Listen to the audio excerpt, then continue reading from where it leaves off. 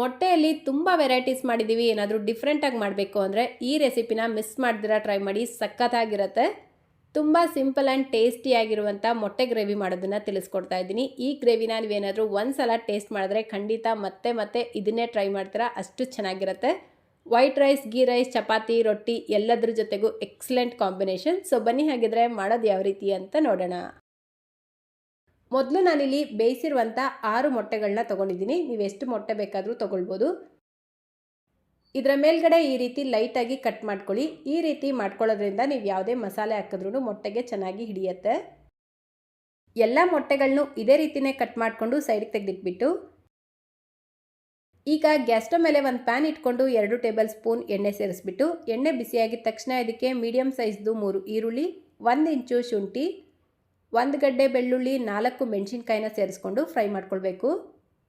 ಈರುಳ್ಳಿ ಬಣ್ಣ ಲೈಟಾಗಿ ಚೇಂಜ್ ಆಗಿ ಟ್ರಾನ್ಸ್ಪರೆಂಟ್ ಆಗಬೇಕು, ಅಲ್ಲಿವರೆಗೂ ಇದನ್ನು ಚೆನ್ನಾಗಿ ಫ್ರೈ ಮಾಡ್ಕೊಳ್ಳಿ. ನೋಡಿ, ಈರುಳ್ಳಿ ಈ ರೀತಿ ಟ್ರಾನ್ಸ್ಪರೆಂಟ್ ಆಗಿದ ತಕ್ಷಣ ಇದನ್ನು ಒಂದು ಮಿಕ್ಸರ್ ಜಾರ್ಗೆ ಸೇರಿಸ್ಕೊಳ್ಳಿ. ಇದನ್ನು ಈಗ ಸೈಡಿಗೆ ತೆಗೆದಿಟ್ಕೊಂಡು ಈ ಪ್ಯಾನಲ್ಲಿ ಎಣ್ಣೆ ಉಳಿದಿರುತ್ತಲ್ವ, ಕಡಿಮೆ ಇತ್ತು ಅಂತ ಅನಿಸಿದ್ರೆ ಇನ್ನೂ ಒಂಚೂರು ಎಣ್ಣೆ ಹಾಕ್ಬಿಟ್ಟು 1/4 ಟೀ ಸ್ಪೂನ್ ಅರಿಶಿನ, 1/4 ಟೀ ಸ್ಪೂನ್ ಉಪ್ಪು, 1/4 ಟೀ ಸ್ಪೂನ್ ಗರಂ ಮಸಾಲ, ಅರ್ಧ teaspoon Kashmiri red chilli ಪೌಡರ್ನ ಸೇರಿಸ್ಕೊಳ್ತಾ ಇದ್ದೀನಿ. ಕಾಶ್ಮೀರಿ ರೆಡ್ ಚಿಲ್ಲಿ ಪೌಡರ್ ಸೇರಿಸ್ಕೊಳ್ಳೋದ್ರಿಂದ ನೀವು ಮಾಡುವಂಥ ಗ್ರೇವಿ ಕಲರ್ ಚೆನ್ನಾಗಿ ಬರುತ್ತೆ. ಈಗ ಇದಕ್ಕೆ ಬೇಯಿಸಿಟ್ಕೊಂಡಿರುವಂಥ ಮೊಟ್ಟೆಗಳನ್ನು ಸೇರಿಸ್ಬಿಟ್ಟು, ಮೊಟ್ಟೆ ಮೇಲ್ಗಡೆ ಭಾಗ ಲೈಟಾಗಿ ಕಲರ್ ಚೇಂಜ್ ಆಗೋವರೆಗೂ ಫ್ರೈ ಮಾಡ್ಕೊಳ್ಳಿ. ಅಂದರೆ 1 ರಿಂದ 2 ನಿಮಿಷ ಮೀಡಿಯಂ ಫ್ಲೇಮಲ್ಲೇ ಚೆನ್ನಾಗಿ ಫ್ರೈ ಮಾಡಿಬಿಟ್ಟು ಇದನ್ನು ಸೈಡಿಗೆ ತೆಗೆದಿಟ್ಕೊಳ್ಬೇಕು.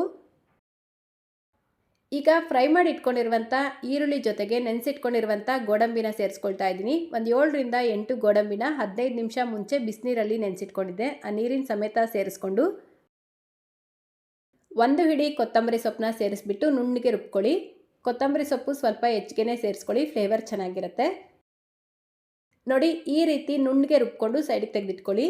ಈಗ ಗ್ಯಾಸ್ ಸ್ಟವ್ ಮೇಲೆ ಒಂದು ಬಾಣಲಿ ಇಟ್ಕೊಂಡು 4 ಟೇಬಲ್ ಸ್ಪೂನ್ ಎಣ್ಣೆ ಸೇರಿಸ್ಬಿಟ್ಟು, ಎಣ್ಣೆ ಬಿಸಿಯಾಗಿದ ತಕ್ಷಣ ಇದಕ್ಕೆ ಅರ್ಧ ಟೀ ಸ್ಪೂನ್ ಜೀರಿಗೆ, 1 ಪೀಸ್ ಚಕ್ಕೆ, 2 ಲವಂಗ, 2 ಏಲಕ್ಕಿ, 1 ಬಿರಿಯಾನಿ ಎಲೆನ ಸೇರಿಸ್ಕೊಳ್ಳಿ. ಇದಕ್ಕೇನೆ ರುಬ್ಬಿಟ್ಕೊಂಡಿರುವಂಥ ಮಸಾಲೆ ಪೇಸ್ಟು ಅರ್ಧ ಕಪ್ ನೀರು ಸೇರಿಸ್ಕೊಂಡು ಈ ಮಸಾಲೆನ ಒಂದು 3 ರಿಂದ 4 ನಿಮಿಷ ಮೀಡಿಯಂ ಫ್ಲೇಮಲ್ಲೇ ಮಿಕ್ಸ್ ಮಾಡ್ಕೊಳ್ತಾ ಫ್ರೈ ಮಾಡ್ಕೊಳ್ಬೇಕು. ಈ ಮಸಾಲೆಯಲ್ಲಿರುವಂಥ ರಾ ಸ್ಮೆಲ್ ಕಂಪ್ಲೀಟಾಗಿ ಹೋಗಿ ಇದರಿಂದ ಎಣ್ಣೆ ಸಪ್ರೇಟ್ ಆಗಬೇಕು, ಅಲ್ಲಿವರೆಗೂ ಇದನ್ನು ಚೆನ್ನಾಗಿ ಫ್ರೈ ಮಾಡ್ಕೊಳ್ಳಿ. ನೋಡಿ, 3-4 ನಿಮಿಷಕ್ಕೆ ಮಸಾಲೆ ಚೆನ್ನಾಗಿ ಫ್ರೈ ಆಗಿರುತ್ತೆ. ಈಗ ಇದಕ್ಕೆ 1.5 ಟೀ ಸ್ಪೂನ್ ಧನಿಯಾ ಪುಡಿ, ಅರ್ಧ teaspoon garam masala, 1/4 teaspoon ಅರಿಶಿನ, ಅರ್ಧ teaspoon Kashmiri red chilli ಪೌಡರ್ನ ಸೇರಿಸ್ಕೊಂಡು ಮಿಕ್ಸ್ ಮಾಡ್ಕೊಳ್ಬೇಕು. ಇದರ ಜೊತೆಗೇ ಅರ್ಧ ಕಪ್ ಫ್ರೆಶ್ ಆಗಿರುವಂಥ ಮೊಸರು ಸೇರಿಸ್ಕೊಂಡು ಚೆನ್ನಾಗಿ ಮಿಕ್ಸ್ ಮಾಡ್ಕೊಳ್ಬೇಕು. ನೋಡಿ, ಈ ರೀತಿ ನೀಟಾಗಿ ಮಿಕ್ಸ್ ಮಾಡಿಕೊಂಡು ನೀರು ಸೇರಿಸ್ಕೊಳ್ಳಿ. ನಾನಿಲ್ಲಿ ಚಿಕ್ಕ ಕಪ್ಪಲ್ಲಿ 1 ಕಪ್ ನೀರು ಸೇರಿಸ್ಕೊಂಡಿದ್ದೀನಿ. ನೀರು ಜಾಸ್ತಿ ಸೇರಿಸ್ಕೊಳ್ಬಾರ್ದು. ಈ ಮೊಟ್ಟೆ ಗ್ರೇವಿ ಸ್ವಲ್ಪ ಗಟ್ಟಿಯಾಗಿದ್ರೇ ಚೆನ್ನಾಗಿರೋದು.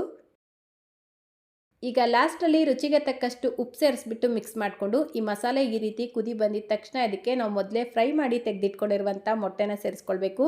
ಆ ಎಣ್ಣೆ ಸಮೇತ ಸೇರಿಸ್ಕೊಂಡು ಸ್ವಲ್ಪ ನೀರು ಸೇರಿಸ್ಕೊಂಡು ಇದನ್ನು ಚೆನ್ನಾಗಿ ಮಿಕ್ಸ್ ಮಾಡಿ ಲಿಡ್ನ ಕ್ಲೋಸ್ ಮಾಡಿಬಿಟ್ಟು ಲೋ ಫ್ಲೇಮ್ನಲ್ಲೇ 5 ನಿಮಿಷ ಕುದಿಯೋದಕ್ಕೆ ಬಿಡಬೇಕು.